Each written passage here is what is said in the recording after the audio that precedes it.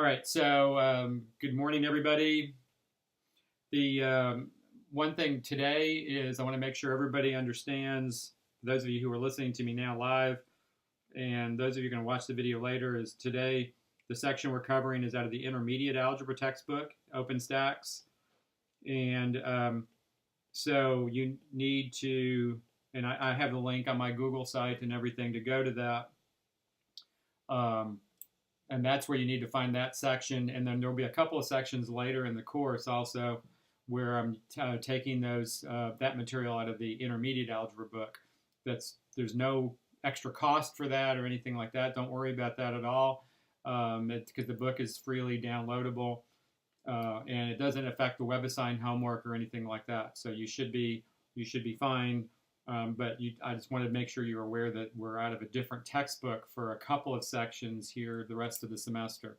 And I'll try to really point out very carefully when that happens. As we leave this week and head into next week, I want to make sure everybody understands that next week is a test week, and so we have a different schedule. So on Sunday, so let's start the week off. On Sunday, have live online office hours, 7:30 to 9 o'clock. So I want to make sure everybody's aware of that. On Monday, next week, again, online hours, 8 to 9 o'clock. So take advantage of those. Tuesday, live lecture as always, 9 to 10:15 in the morning. We're lecturing on quadratic equations. That's back in the elementary algebra book. So the book we've been using this semester. Also, on Tuesday as well, I will be on campus from 4 to 6 p.m. So next Tuesday, I'll actually be at the North Harris campus. And remember, that's Winship 115K at the North Harris campus. And I will be on campus then. I encourage you to come by for help. And I think I may have talked about this. I don't remember if it was with your class or with another class. But last testing window, I was on campus the 2 days before the test.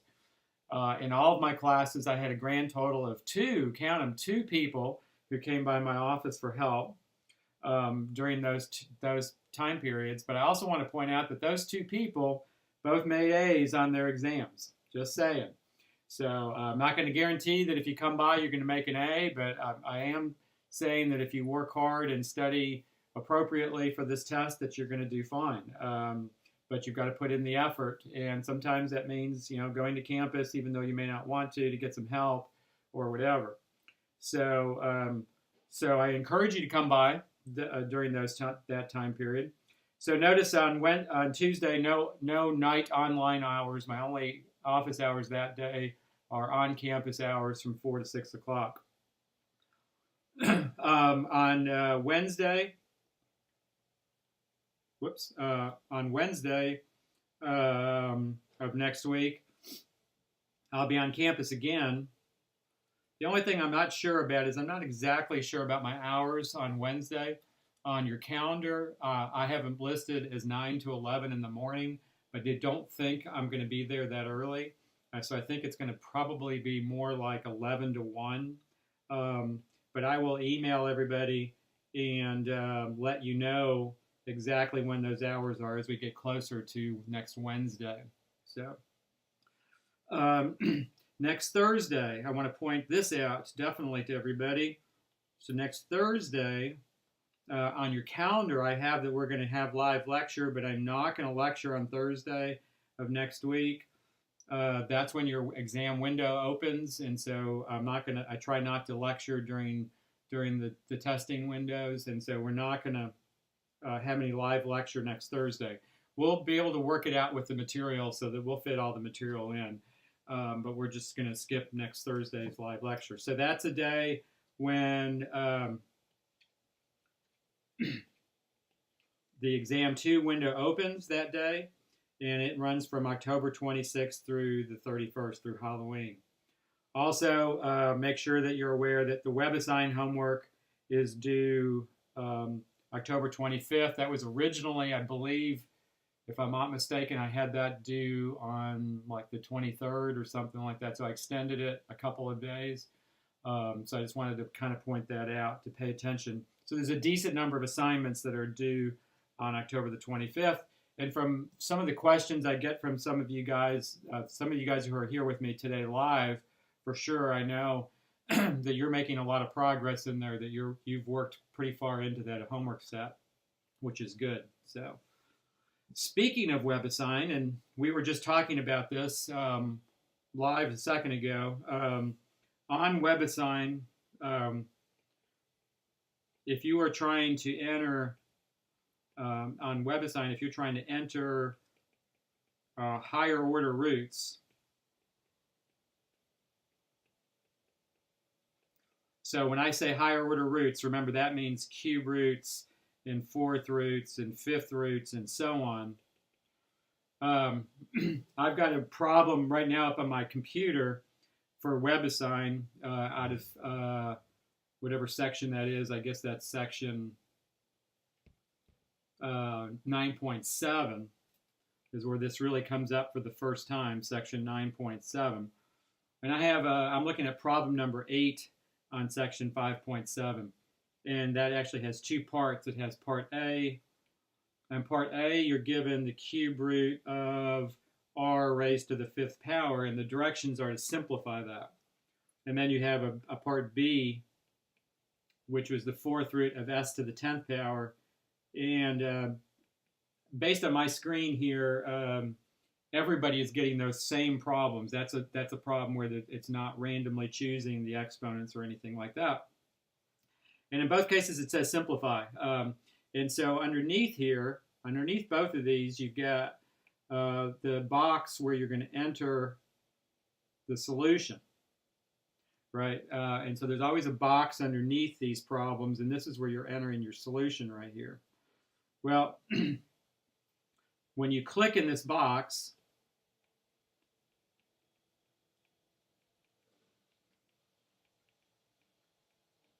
so when you click in this box, then what comes up on the side is a palette.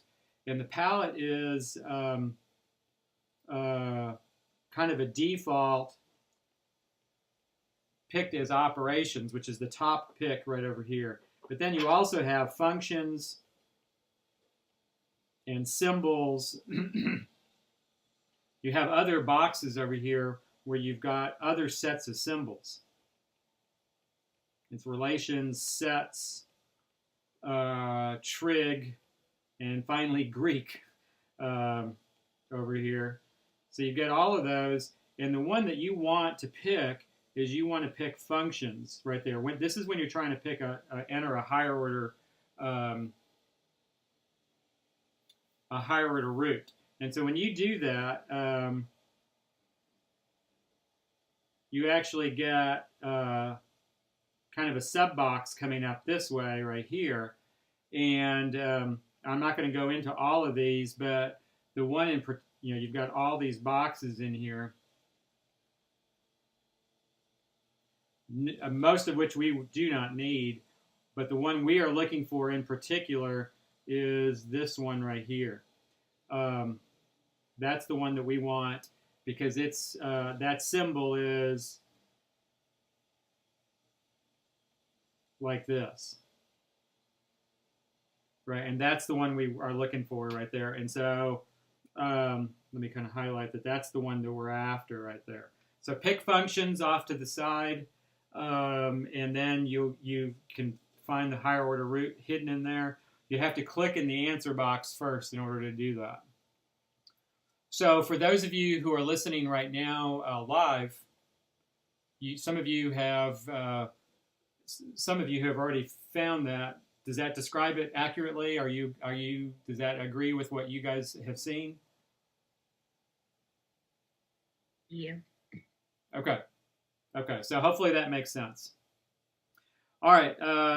So before I go on and lecture today, let's see if there's any questions. Does anybody have any questions? Those of you who are listening live this morning, do you have any questions that you want to ask of me before we get started. Last time we were talking about higher order roots and fractional exponents, which is frequently can be confusing. So anybody have any questions?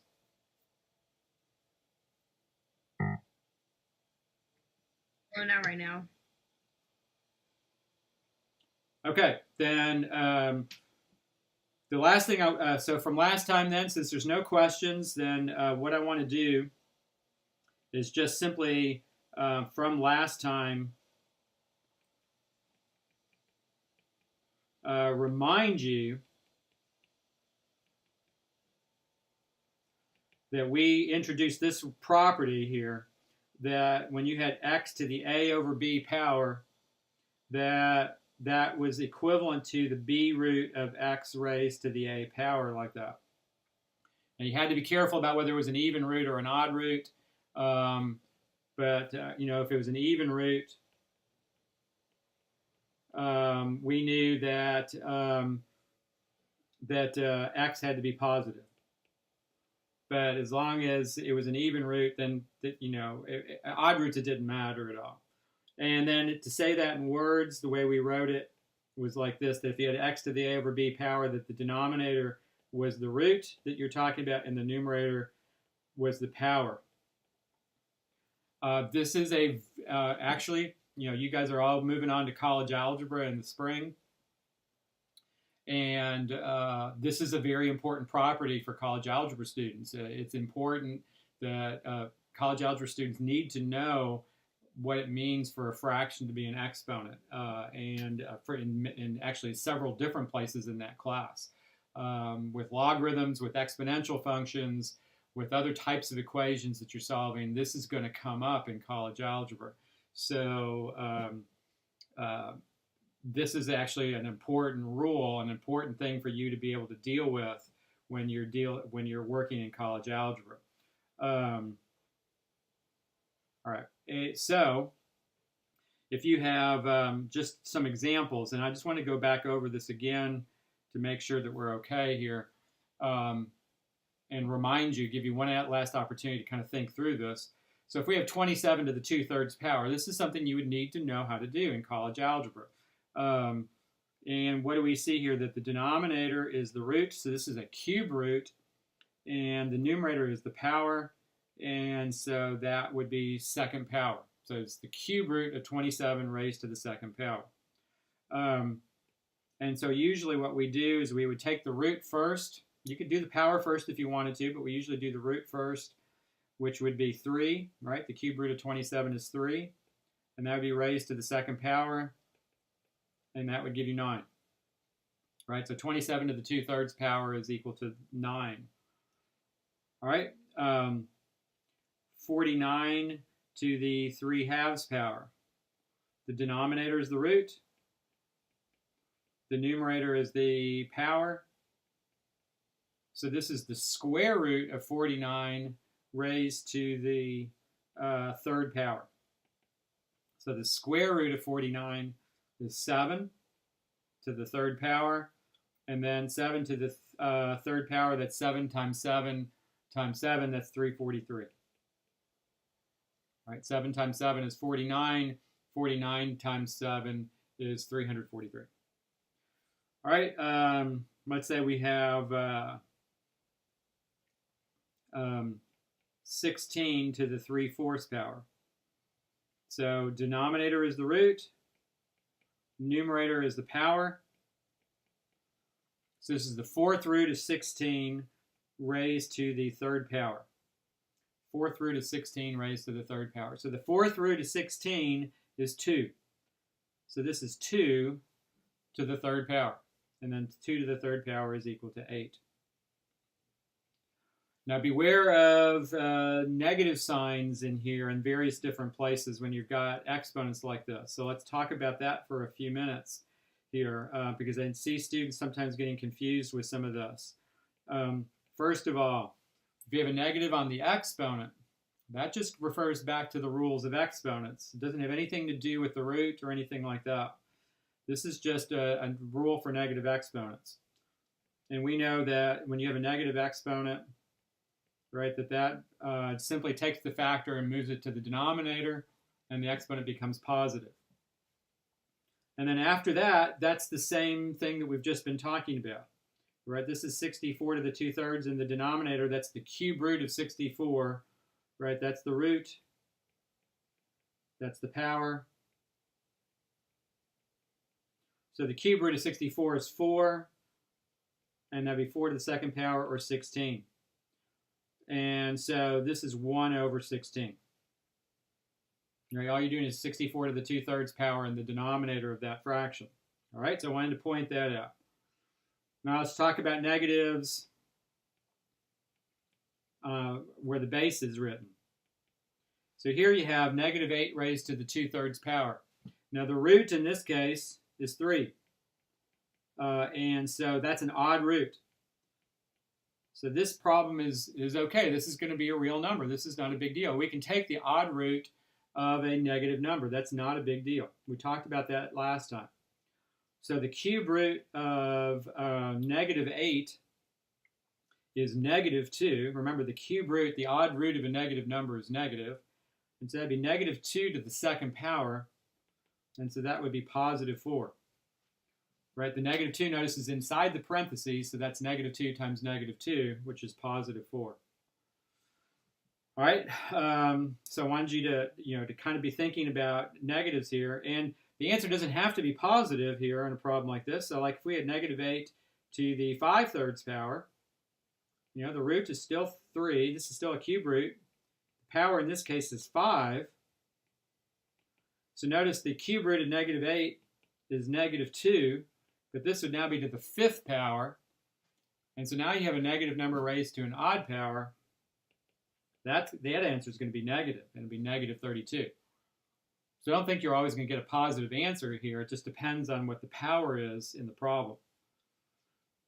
Now, with even roots, another place to be careful. So if we have negative 4 to the 3/2 power, right, the root is 2 in this case. The power is 3. So notice here the root is even, right? And so we have an even root of a negative number. Boom, we don't care about the power at all. This is an even root of a negative number. For right now, all we've been writing in a problem like this is that this is not real, right? Because it's an even root of a negative number. So I'm going to write the even root of a negative is not real. Right, the odd root of a negative, which we wrote up here a second ago, the odd root of a negative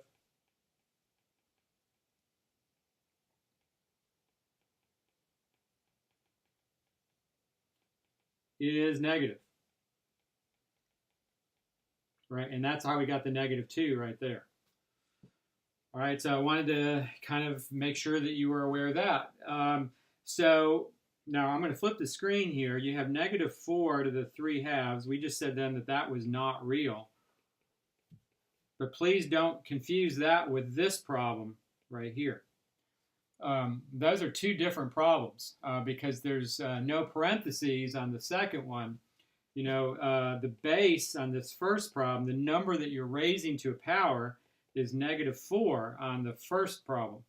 But on the second one, the negative sign is not inside the parentheses. And so using order of operations, we do the exponent first. And so the base on this second problem is positive 4. And all this is the opposite of, that's one way you could read this, the opposite of 4 raised to the 3/2. Right, and so notice that the base in that second problem is 4. The negative sign just trails along for the ride in this problem. So the 4 to the 3/2, that's the root right there. That's the power. So the square root of 4 is 2. So this is 2 to the 3rd power. And then the negative sign continues to trail along, and this is just negative 8 right here. The negative sign literally has nothing to do with that problem at all. It just trails along and it makes your answer negative at the end. That's all that's going on there. So it's really important that you pay attention to whether there's parentheses there or not as to what the base is. It's a common place for students to make mistakes. Okay, so I just want to kind of point that out. All right. All right. So a little quick review of fractional exponents that I wanted to kind of go back over again. And so now we are ready to deal with the topic of the day, which is complex numbers and imaginary numbers.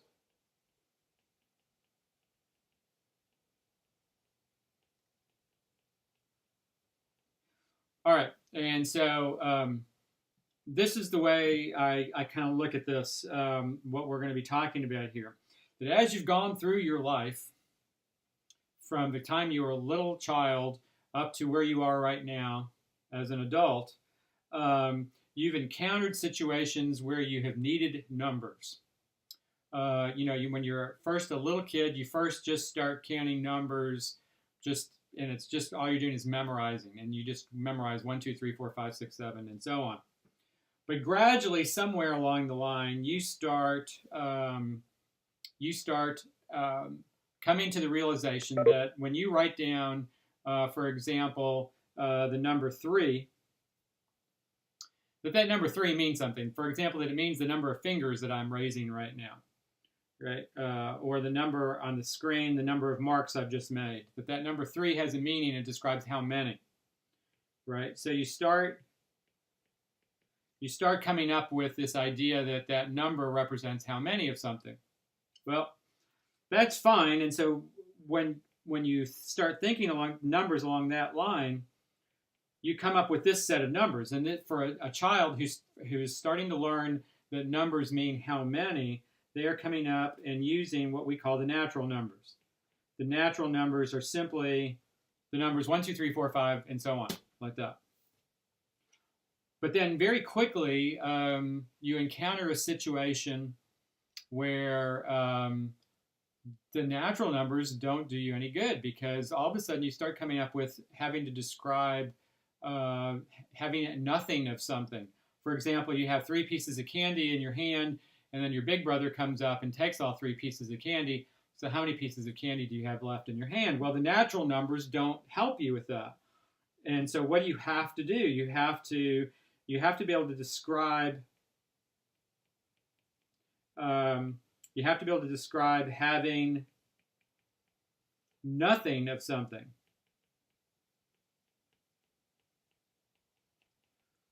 Right? And so what happens? You add a number to your little list of numbers that you use in your life. And you add the number 0. Right? And when you add the number 0, what are you doing? You're going from the natural numbers to a set of numbers called the whole numbers. Right? And then the whole numbers, for quite a while, when you're young, they're just fine. You can go through your life very easily with just the whole numbers and no big deal.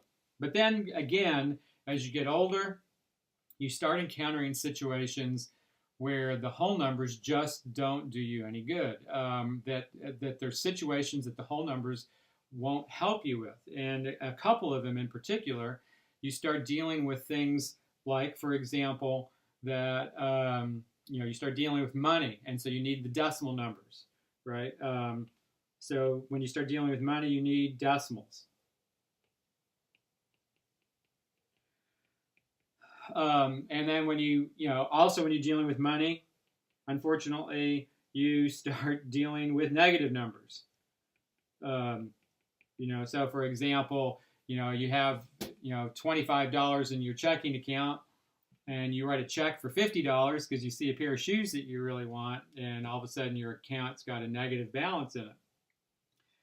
So 2 things start happening. You need the negative numbers, right? And so when you deal with the negative numbers, you take the whole numbers. The whole numbers don't have any negative numbers in them. And you add in more numbers to that set, right? You add in the negatives of all the whole numbers, the opposites of all the whole numbers. And you come up with a set called the integers. right? And then you've got the decimals for money. You've got fractions. You're trying to take a pizza that you've just ordered and divide it up amongst 4 people. And so you've got fractions that you need to deal with, right? And so when you add in the fractions and um, the decimals to the integer system, then you come up with the rational numbers. Right? The rational numbers are just the numbers that they're all the integers, first of all, but then also the fractions come into play as well. Or all the integers are just fractions after all. So what I'm trying to get across to you is that as you go through your life, you start encountering situations where the system of numbers that you're using or the set of numbers that you're using don't do you any good. That you need additional numbers to add into the set, right? So you started with the natural numbers. From the natural numbers, you go on to the whole numbers, add in 0. For the whole numbers, you need the negatives. So for various situations, so you add in the opposites of the whole numbers, you get the integers. And then you deal with situations where you need decimals and fractions. And so when you do that, you've gotten to the rational numbers, right? The rational numbers are simply all the numbers that can be written as fractions. Unfortunately, once again, there's still numbers, there's still situations that where the fractions don't do you any good. If you're talking about in particular in geometry, there's problems. Like so the Greeks and the Egyptians were great geometers, and all the great civilizations of the past. The ancient civilizations were great geometers, and they built things, and so one thing they started looking at was things like, hey, if we have a right triangle and these two sides are the same length, what the heck is the side of that? What's the length of that third side? So like if these are both 1 foot, well, they didn't have feet at that point, but whatever unit they were using, right? What was the length of that third side? Well, that third side is can't be represented with a fraction, as it turns out. Now that messed some people, the Greeks and the Egyptians, up the fact that for quite a while that the fact that you could not use a fraction to describe that third side, and it turns out that third side ends up being a number, the square root of 2. Now they didn't have a good idea of what the decimal system was at that point, but they started coming to the realization that that number certainly could not be written as a fraction. And it turns out that the square root of 2 cannot be written as a fraction. And its decimal just goes on forever. Cannot be written as a fraction. And like I said, its decimal doesn't terminate, doesn't repeat, it just goes on forever. And the same thing with a circle. Again, they in geometric situations, they were looking at things like, how can I find the length of that circle? How can I find the area of that circle? And what do we see? We now have formulas, but back then they didn't have these formulas. They didn't know this for sure, but they started coming to the realization that you couldn't use fractions to describe the length of that circle, the length of the edge of that circle. And what happens? The circumference of that circle ends up involving the number pi, and the area of that circle ends up involving the number pi. Well, pi, again, is a number that cannot be written as a fraction. As it turns out. They didn't necessarily 100% know that then, but they started coming to that realization that pi cannot be written as a fraction. By the way, in school, and like in grade school, or places, 5th, 6th grade, you might have used the fraction 22/7 to describe pi. Well, 22/7 is just an approximation for pi. It's not pi. It's just close is all it is. Pi ends up being a decimal number that doesn't terminate, doesn't repeat. So you start getting these numbers like square root of 2 and pi that are numbers that come up in geometry problems. When you're trying to construct things, these numbers come up all the time that cannot be written as fractions. And so what happens, you have to have another set of numbers, and this next set of numbers is called the irrational numbers. So you go on and you expand your set of numbers, and you go from the rationals to the irrationals. The irrationals are the numbers that cannot be written as fractions. The rationals are the numbers that can be written as fractions. When you take the rationals and the irrationals, they have nothing in common, right? Because one of them you can write as fractions, the other one you can't write as fractions, so they have nothing in common with each other. But when you take the rationals and you add in the irrationals, when you take those two sets and put them together, you come up with what we call the real number system. The real number system is simply all these numbers that can be written as fractions together with all these numbers that cannot be written as fractions, whose decimals don't terminate, don't repeat. And you put them together and you get the real number system. And the real number system gives us the real number line and gives us the real plane when we start graphing and all that. And that's what we've been operating under in this class. But there are situations, now these are more, maybe a little bit more obscure situations, but where the real number system doesn't do us any good. So for example, this quadratic equation, x squared plus 1 equals 0, does not have any solutions in the real number system, because if you just subtract 1, you're looking at a number that when you square it, you get -1. And there is no real number where you can square it and get -1, right? When you square a real number, what happens when you square a real number? You get a positive automatically. So there's no real number I can square and get -1, right? And so this equation has no real solution, right? There's no real number that makes it true. But in algebra, we would like it to have a situation where that equation does have a solution. And so once again, what do? We have a number system that doesn't do us any good for the situation we want to look at. And so what do? We expand the number system even more so that we allow for being able to take a number and square it and get -1 as the answer, right? And so this is simply continuing a process that you have been using throughout your life, where you have a number system that seems to be doing you just fine. Then all of a sudden you hit a situation where that number system fails you, right? The whole numbers fail you when you're trying to take a pizza and divide it up into equal pieces, or pieces that are equivalent to each other. The whole number system fails you when you're dealing with money and you need decimals for that. The rationals fail you when you're trying to look at areas involving circles, or sometimes with triangles, right triangles in particular. So what do you do in each of these situations? You expand the number system you're dealing with. Well, okay, so the real number system fails us for this equation, x squared equals -1. So what do? We actually define a new number so that we can take or find the solution to this equation right here. We define this number I, to be equal to the square root of -1. We just go ahead and make that definition, that I has the property that it is equal to the square root of -1, and that means that I squared would be equal to -1, right? That this is a number who has the property that when you square it, you get -1 as the answer. Now, believe it or not, when these numbers were made up and defined originally, there was certainly no uses for this in the real world, so to speak.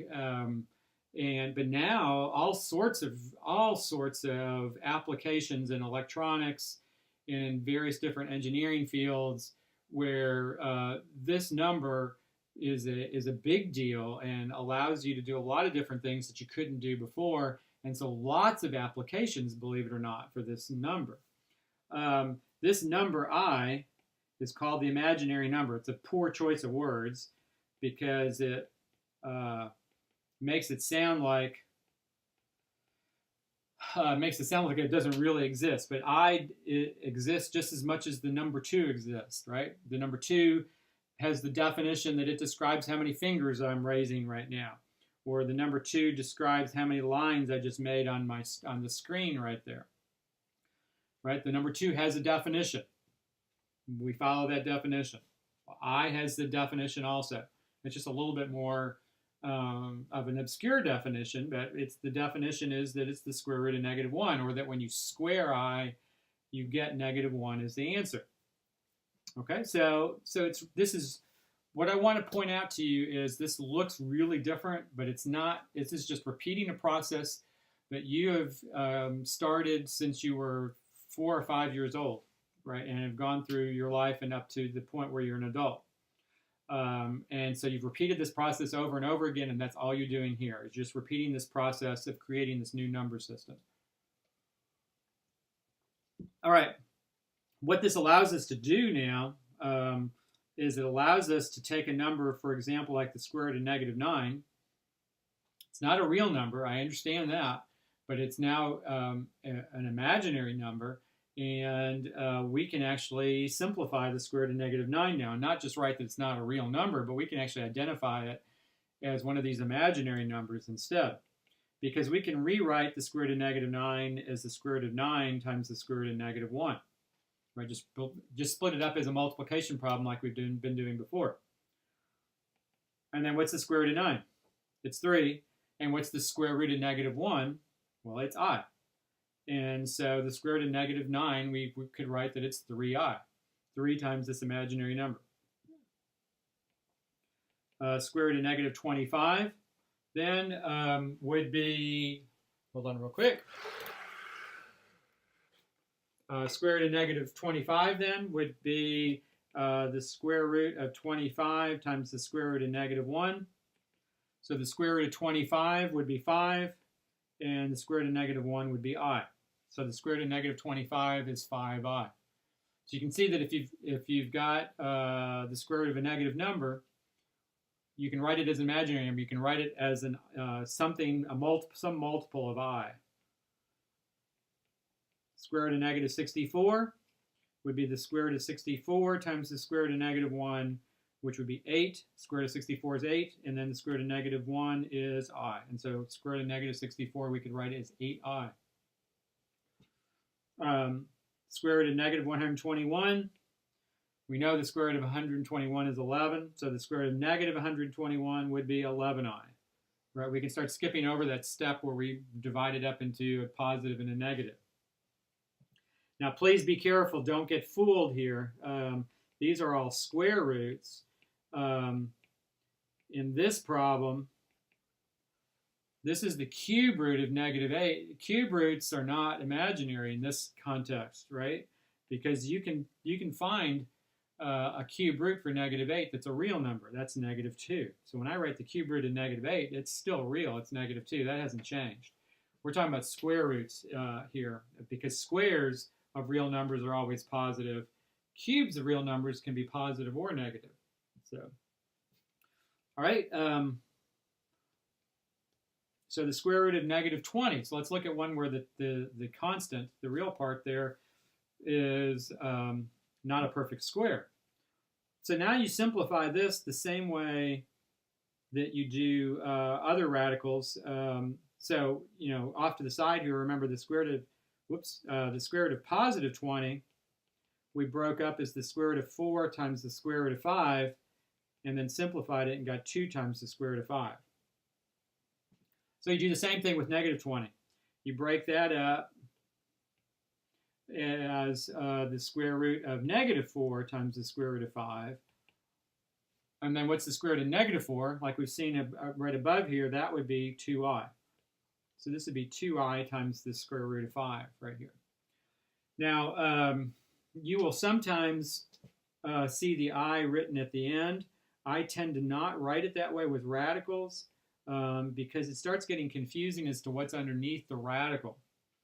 And so if there's a number that's not underneath the radical as a factor, I always put it in front of the radical. That way it's really clear. So I don't really like writing it that second way, but you will see it that way on WebAssign occasionally. So I want to make sure that you're careful about what number is actually underneath the radical there. All right. square root of negative 72 then. We would break that up as the square root of negative 36 and the square root of 2. And the square root of negative 36 would be 6i, it's imaginary, times the square root of 2. So I write that as 6i times the square root of 2. All right, and in your textbook, by the way, and remember this is the intermediate textbook. So this is section 8.8 of the intermediate book, and the problems for that.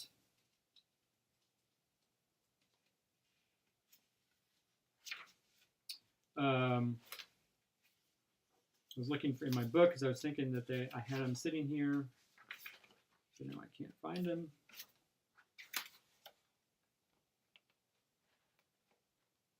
So hold on real quick. I'm looking to see.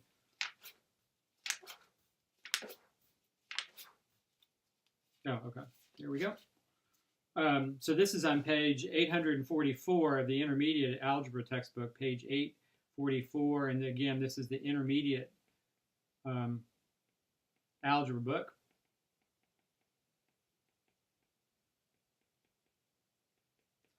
This is section 8.8 of that textbook. So, problem 414 on that page, you have the square root of negative 12 plus the square root of negative 75.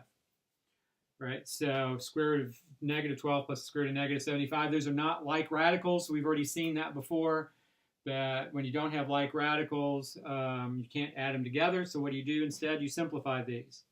So the square root of negative 12 breaks up as the square root of negative 4 times the square root of 3. And so that would be 2i times the square root of 3. And then the square root of negative 75 breaks up as the square root of negative 25 times the square root of 3. And so then the square root of negative 25 would be 5i, and so you have 5i times the square root of 3. And then you can add those together by just adding the numbers in front of the radicals, because these are now like radicals, right? These are now like square roots because they're both exactly square roots of 3. So now we can add them together, and we get 7i times the square root of 3. Because 2i, all we're saying here is that 2i plus 5i is 7i, which certainly would make sense that that would be true. All right, now if we skip down to problem number 442, we're looking at operations with these kinds of radicals. We have talked about this in lecture a couple of times. This is a situation, you've got two square roots multiplied together, and we've been using that property over and over again, that the square root of a times the square root of b is equal to the square root of a times b, that you're allowed to multiply two square roots together. So like the square root of 2 times the square root of 5 is equal to the square root of 10. And the square root of 5 times the square root of 6 is equal to the square root of 30. And the square root of 3 times the square root of 5 is equal to the square root of 15, and so on. Well, that property, there is an exception to this property, and this is the one exception, is this property is not true if both a and b are negative. If they are both negative, then this property does not hold. And so like square root of negative 4 times the square root of negative 16, I'm not allowed to multiply those together. So instead, what I have to do is I have to simplify each of those separately. And so now, with imaginary numbers, we know we can write the square root of negative 4 as 2i, and we can write the square root of negative 16 as 4i. So you end up with getting 2i times 4i. It's a multiplication problem. So 2 times 4 would be 8, and I times I, just using exponents, would be I squared. But remember, that's another way to define this imaginary number, is that I squared, and we saw that on the last screen, but I squared is the, I has the property that it's, when you square it, you get negative 1. And so that's one way to define I. It's the number that when you square it, you get negative 1. So whenever you see I squared, what you automatically do is you replace it with what it's equal to, which is negative 1. And then that gives you negative 8 as the answer. So you end up with negative 8 as the answer on that problem. So the deal here is you must simplify, right? You're not allowed to multiply these. You must simplify each radical first. So simplify, and this is when they're both negative. Simplify each radical first, then multiply if both numbers are negative. If both numbers are negative. Then both numbers under the square root are negative.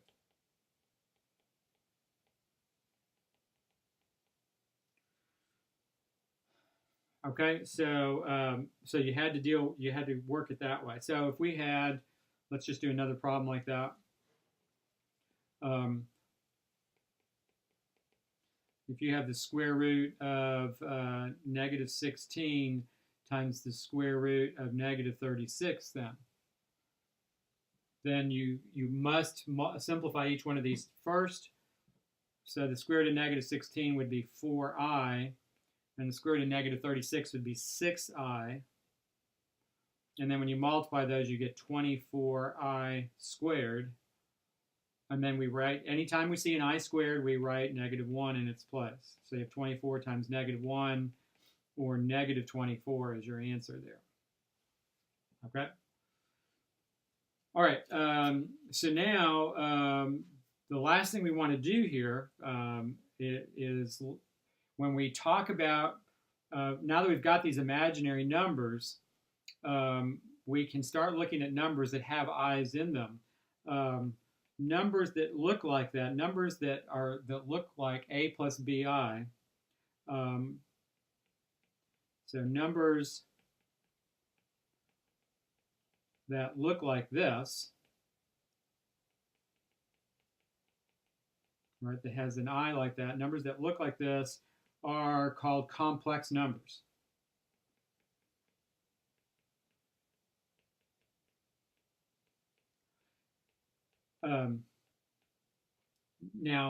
So this part right here with no I in it, sometimes called the real part of the complex number, and this part that has the I in it, sometimes called the imaginary part. So a complex number has two pieces to it. It has a real part to it and an imaginary part to it. So numbers like 8 plus 3i, that's a complex number. Negative 6 minus 3/4 I is a complex number. Even the number 7i is a complex number, where technically the real part is 0. So you have 0 plus 7i.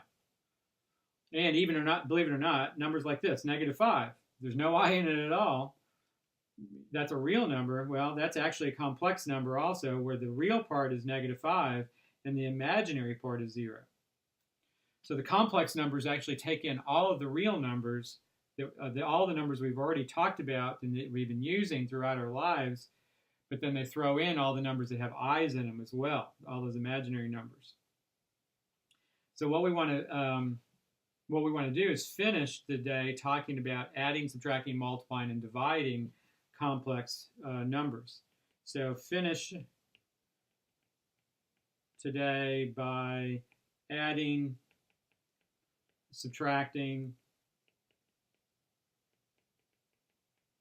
multiplying, and dividing complex numbers. And when I'm talking about complex numbers, I'm talking about numbers in the form a plus bi. Okay, so numbers that look like this. And usually when we're talking about complex numbers, we're talking about numbers that actually have an I in them somewhere. We're not usually going to be talking about the real numbers because we already know how to do those. So adding complex numbers. All you're doing is talking about a problem like this. So this is a super easy thing to do. You have 6 minus 7i plus negative 3 plus 12i. Right, that's an example of taking two complex numbers and adding them together. And all you're really doing here is collecting like terms, right? Because it's all addition and subtraction. And so you have 6 plus negative 3 is 3, and negative 7 plus 12i is 5i, right? That's all you're doing. You're just taking 6 plus negative 3, the real pieces, and adding them together. And you're taking the imaginary pieces, the negative 7i plus 12i, and you're adding those two together. So no, that's very simple to do. So that's enough with that. Subtracting. Now, the only thing you have to be careful about with subtraction is the signs. So if you have negative 8 plus 10i minus, let's say, negative 7 plus 15i.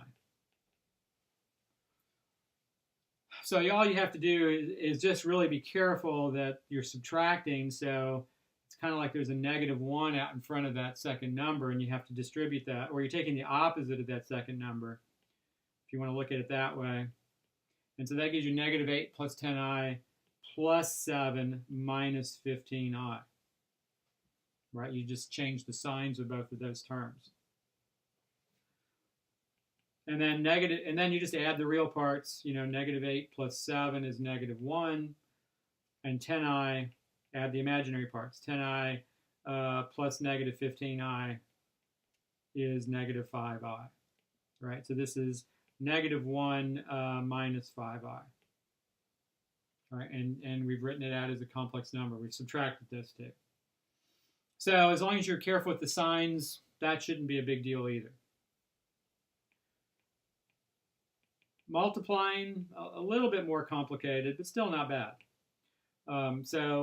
With multiplication, first of all, let's say you have 3i times 6 minus 7i.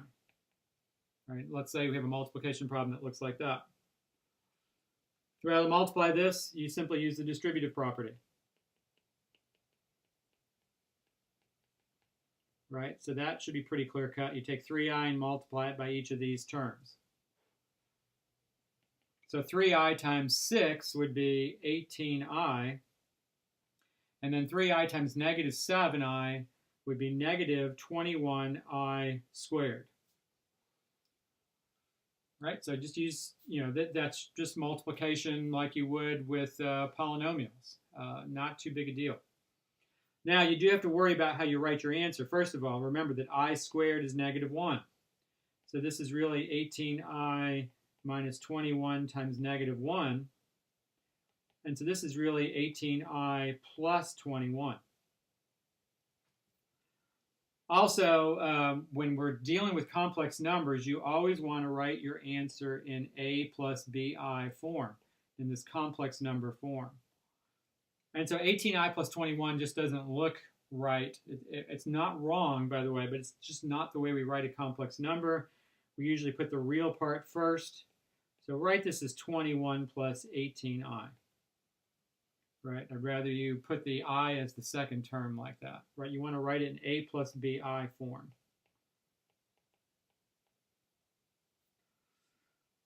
All right, so that's not too bad. Now let's look at a multiplication problem like this. There's a little bit more to do with multiplication. So let's say we have negative 3 plus 5i multiplied by 7 minus 9i, like that. All right, so that's still the distributive property, but usually most students will identify, in this case, the FOIL method is the way to organize the distributive property. So that's what we would do. We'd multiply the first two together. You get negative 3 times 7 is negative 21. And then the outside two, negative 3 times negative I is positive 27i. And then the inside two, 5i times 7 would be 35i. And then finally the last two would be 5i times negative 9i, which would be negative 45i squared. Be careful, that's an I squared on that last one. All right, so that's really very similar to how you do two polynomials, two binomials like that. But then don't forget, I squared is really negative 1. And you have some like terms in here also. These two middle terms are like terms.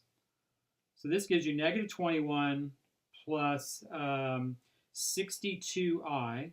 27 plus 35 is 62. And then the I squared at the end, remember, that's always replaced with negative 1. Whenever you see an I squared, never leave it. If you see an I, leave it. I is the square root of negative 1. We don't usually write it that way. We usually just leave it as an I. So if you just see an I, you leave it alone. But if you see an I squared, you always replace it with negative 1. So what do you get here? You get negative 21 plus 62i plus 45. Like that. And then you have some like terms in there. The two constants can be added together. Then you get 24 plus 62i. And that would be that would be the product of those two complex numbers at the beginning. Be 24 plus 62i. Right? Now a little bit with some special multiplication problems. So let's say you have 3 plus 7i times 3 minus 7i. Now, if you remember, and we've talked about this in several situations this semester, these two numbers are in the form a plus b times a minus b. These are conjugate expressions. And when you have conjugate expressions that have i's in it, these are sometimes called complex conjugates because they are complex numbers because they have these i's in them, but they're also conjugate expressions. And don't forget that there's a nice pattern when you have conjugates, that it's always a squared minus b squared when you multiply those. So you shouldn't have to go through the FOIL method here. This is just a square minus a square because these are conjugates, right? Conjugates, remember, always give you a square minus a square. So in this case, this would be 3 squared minus 7i squared. And then, square each of those terms, and you get 9 minus 49i squared. Once again, what's I squared equal to? I squared is equal to negative 1. So you replace that I squared with negative 1, and so you get 9 plus 49, and that would give you 58. Now notice in this case, when you multiply complex conjugates together, the answer is not going to have an I in it. It's going to be a real number. When it's a real number, no I is left, right, in the number at the end. Then when you multiply complex conjugates together like this, you will never get a complex number as an answer. You'll never have an I left in your answer. You always have a real number left in your answer. All right, so let's do another one like that before we leave that. So 8 minus 5i times 8 plus 5i, right? These are examples of complex conjugates.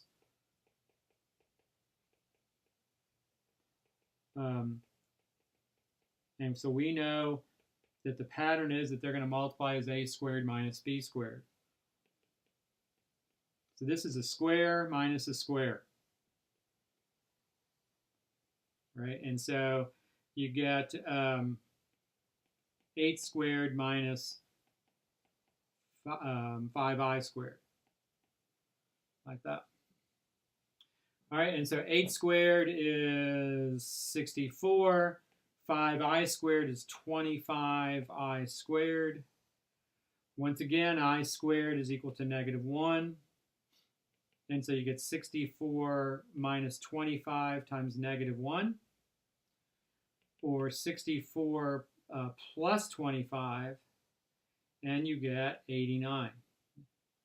And remember, what did I say? That when you take two complex conjugates and multiply them, right, your answer at the end is going to be a real number. No i's are going to be left. You're always going to get a real number as your answer when the numbers at the beginning are complex conjugates. Okay, and then let's see. If you take the next example, let's look at some squares now. Let's say you have 3 plus 4i, and that's squared. Well, remember, that was a pattern we've talked about also when you square an addition or a subtraction problem. This is not a conjugate expression. Remember, when you square an addition problem, you get this pattern a squared plus 2ab plus b squared. And what we talked about is we talked about putting these parentheses down and identifying the pattern like that. And so when you square an addition or a subtraction problem, you've got that pattern, not the conjugate pattern, but the square pattern like this. And so that's what I'm going to do here is I'm going to put this pattern down like that with the parentheses. And then what do? We fill in the blanks. So put a 3 here and a 3 here and a 4i and a 4i like that. And then do the arithmetic. So you get 9 plus 24i and then plus 16i squared at the end. By the way, this multiplication is not quite as important as the conjugate multiplication, which it is important. So. And then I squared is equal to -1, so you replace that last I squared with -1.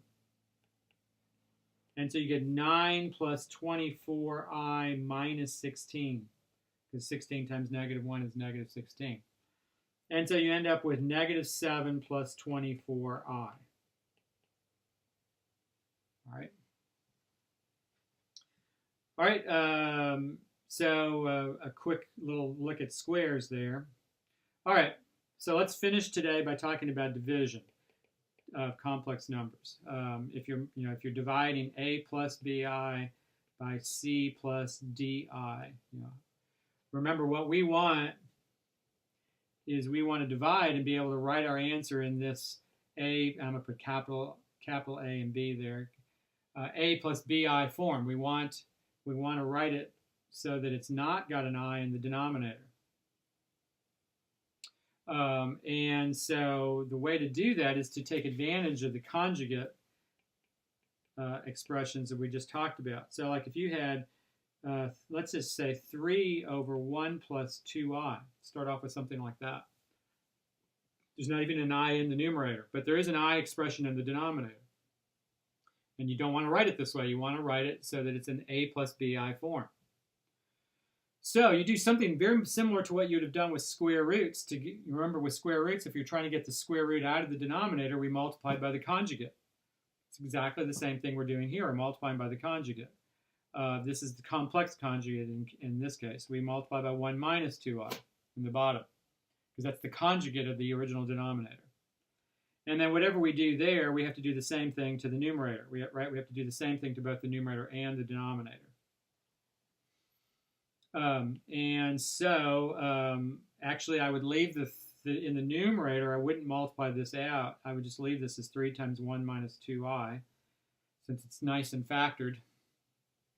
The denominator, these are conjugates, just like we saw on the last couple of screens. And so that's a square minus a square, because those are conjugates. Right? And because they're conjugates, we know that a plus b times a minus b is a squared minus b squared. And so that's what you're taking advantage of here, is that pattern.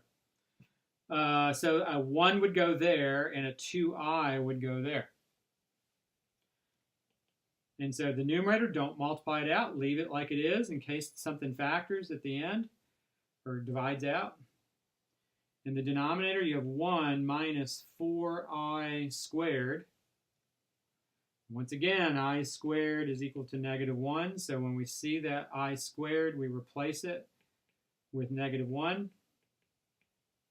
So you have 1 minus 4 times -1, which just gives you positive 4. So you have 3 times 1 minus 2i over 4. Now, this depends here on this in this problem. Now, there's no canceling I can do. The 3 and the 4, there's no common factor. As far as I'm concerned, that would be okay to leave that answer like that, but you have to be careful. In WebAssign, they may ask you to write it in A plus BI form. And if they ask you to write it in A plus BI form, that number is not exactly in that because you got that multiplication, you got that fraction. So what you ought to do is multiply it out. So you have 3 minus 6i over 4, and then actually divide that up into two fractions. So you divide each term separately by 4 and write it that way. So you have 3/4 minus 6/4 I, or 3/4 minus 3/2 I. That's A plus BI form like that. So this answer to me is acceptable. I would be okay with that. You have to be careful, in a future math class, in your college algebra professor next semester, or in WebAssign, you have to be careful about how they're asking you to write the answer. And if they're telling you to write it in A plus BI form, then you need to write it that way. All right. So I just want to kind of point that out. All right. So the general idea here is that when you have a division problem, you multiply by the conjugate of the denominator. All right, so let's look at this next example.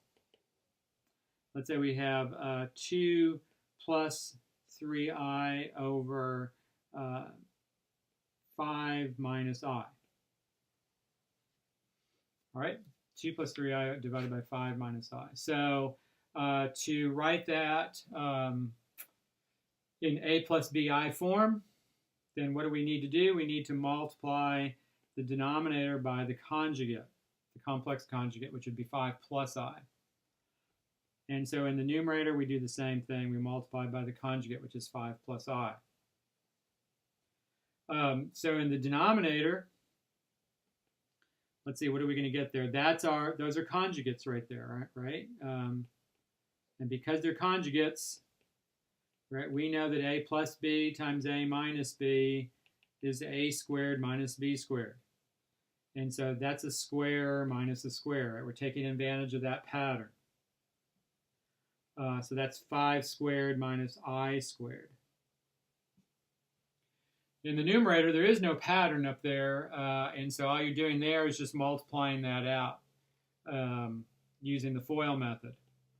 FOIL would be the easiest way to look at that. So the first two, you get 10. Outside 2 would be 2i. Inside 2 would be 15i. And the last two would be 3i squared. All right, so you got it all kind of multiplied out. Don't forget, I squared, we've seen that 6 or 7 times now at least, is replaceable by -1, right? That I squared and -1 are the same thing. So don't forget that when we kind of write this out. So you've got 10. First of all, I'm just going to write it this way, just kind of clean this up a little bit. You have 10 plus 17i, right? 2i plus 15i is 17i. And then you have that 3i squared in there. And I'm going to do that in a minute. And then 5 minus I squared in the bottom. So now what do? We take this I squared, and every place we see I squared, we replace it with -1. So you have 10 plus 17i plus 3 times -1. And then the denominator, this is 5 minus -1. But didn't you square the 5? Wouldn't it be 25? Janessa, you are paying attention. Excellent. Very good. Thank you so much. Absolutely. So this is 25. I'd say that I was I did that on purpose just to see if you were paying attention. But no, I didn't do that. No, I just completely just made a mistake there. So thank you so much for pointing that out. So let's see, that's a 25 right there. That saved me. In a class I was lecturing in yesterday, I made a mistake at the and this was in a calculus class, so I had the entire screen filled with this one problem, and it was a lot of work, and I had really crammed a lot of work into one screen, And then I discovered that I had a mistake at the very top in the very first step. And it was a mistake somewhat similar to that one. I factored the number 8 wrong. And so I had to erase the entire thing and redo the entire problem because it affected the entire problem. So I'm really glad you pointed that mistake out. All right, so let's see. And by the way, one thing, though, that I made that mistake, and the reason why I made that mistake is because I wasn't focused on what I was doing. I was focused on what I was actually thinking about my next problem. And so I made a very careless mistake because I had lost my focus on what I was doing. And so you need to, that's something for all of you, but those of you who are listening to me live and those of you who are going to watch this later, definitely something in algebra that you need to really kind of be aware of is that you need to, every step you need to concentrate on what you're doing. You can't have distractions, because when you get distractions, and the distraction may be something real like somebody talking to you in the room, or the distraction might be in your head, right, where you're thinking about something else rather than what you're doing. And it's easy to make a careless mistake when you do that. So you just have to really watch for that. All right, so the denominator is 25 plus 1, right? Because that's 25 plus 1 right there. So that's 26 in the denominator. And then in the numerator, let's see, I've got 10 plus 17i minus 3. And so that would give you, finally, the 10 and the 3 give you 7 plus 17i over 26. Now, again, that would be acceptable to me to write that answer like that, but if WebAssign insists on A plus BI form, or if you have a professor next semester that insists on A plus BI form, then you divide this out term by term like this. Divide each term by 26 and write it as 726 plus 1726i, like that. And write it in that form like that. Like I said, I personally will not care which way you write it. What's the most important thing for me is that you've got the arithmetic correct, and that you, at the beginning, you knew to multiply by the conjugate of the denominator, right? That was the important thing. All right, one last problem here, and then we are finished for the day. So let's say, because we haven't looked at a division problem that looks like this one yet. Let's say we have 1 plus 2i over 6i. So when you have just a single term in the denominator, you know that 6i is technically 0 plus 6i. Right? That's what 6i, you could write it in A plus BI form like that. And so what would be the conjugate of 0 plus 6i would be 0 minus 6i. But 0 minus 6i is really the same thing as just negative 6i. Right? The 0 really doesn't have to be written. And so that's the conjugate of the denominator here. It doesn't have two terms in it. The conjugate in this case is just negative 6i. And so you're going to multiply top and bottom by negative 6i. So this problem ends up being actually easier than the problem we just saw because there's not going to be as many terms. So in the denominator, you don't really have A plus BI times A minus BI there. You just have two factors you're multiplying together. So this would be negative 36i squared. And in the numerator, you would use the distributive property. So negative 6i times 1 would be negative 6i. And then negative 6i times 2i would be negative 12i squared. All right. And then I squared is negative 1. On your test next week, I would advise writing down somewhere on the test that I squared is equal to negative 1 to remind you that that's true. So every place you see an I squared, you replace it with negative 1. So you have negative 6i minus 12 times negative 1 divided by negative 36 times negative 1. And so that gives you negative 6i plus 12 in the numerator. And in the denominator, you get plus 36, positive 36. Now, you should write in the numerator, you should write the 12 first and the I second. So I will write this as 12 minus 6i in the numerator over 36. Notice that there is a common factor of 6 in all three terms. And so when you have a common factor like that, I would divide it out. You're dividing a 6 out everywhere. So that's a 2, that's a 1, and that's a 6. And so you've got here 2 minus I divided by 6, like that. All right, and so that would be okay to leave it like that as far as I'm concerned. In WebAssign, they may ask you to write this as 2/6 minus 1/6 I, or 1/3 minus 1/6 I. So I'll be okay with that answer like that. I will want you to reduce it. Since there's a common factor of 6 in there, I'd want you to divide that out. But that 2 minus I over 6 would be okay. You may have to write that as 1/3 minus 1/6 I on WebAssign, possibly. So just pay attention to that.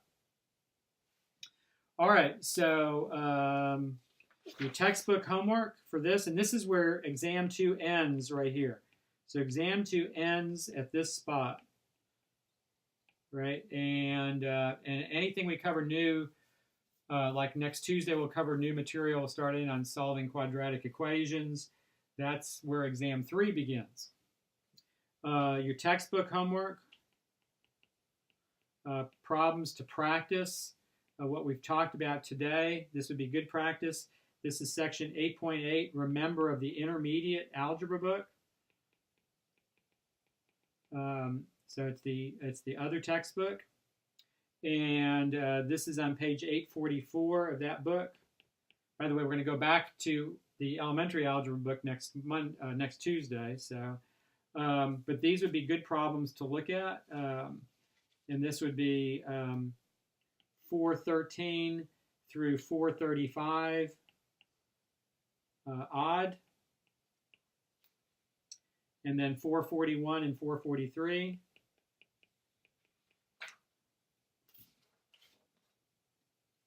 And then finally 453 through 463. 453 through 463 odd would all be good practice problems. So for those of you who are with me live today, does anybody have anything that they need to ask me about before we shut down for the day?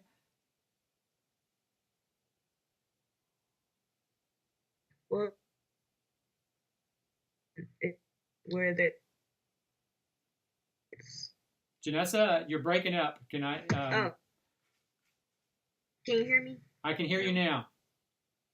Okay. Well, there's one on the WebAssign where it's in a square root form.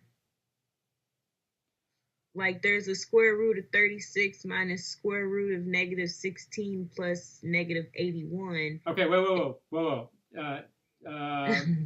Let me write it down. Okay. Okay, so go ahead and repeat it again. It says square root of 36 minus negative square root of negative 16 plus square root of negative 81. And it says simplify the numeric expression and give your answer in the a plus bi form. Okay, so the square root of negative 16 and the square root of negative 81 is how we started talking about imaginary numbers today. So just simplify each square root. So square root of 36 is not imaginary, so that's just 6, because that's the square root of a positive number. But the square root of negative 16, that's an imaginary number, right? That's what we started talking about today when we started dealing with i's. That's 4i. And then the square root of negative 81 is 9i, right? Because, and again, we were writing this out in class, but square root of negative 16, remember, is the square root of 16 times the square root of negative 1. And so that would be square root of 16 is 4, square root of negative 1 is I. So that's how you're getting the 4i and the 9i. And then just take the negative 4i and the 9i and add those together. So you get 6 plus 5i. And so that would be in a plus bi form right there. Okay. Okay, so you're just simplifying each of the square roots like we were doing earlier in class today. So. Okay. Okay, I got it. Okay. Anything else anybody's got? Oh. All right, then everybody listening live, you guys have a great day. Start getting ready for exam 2. Come by my online office hours or come by my on-campus hours next week. I'd love to meet you and actually help you with some questions if you have anything that you need help with. Everyone have a great day, and I will be in touch. Thank you, Jose. Thank you, Justin. You too as well. Thank you.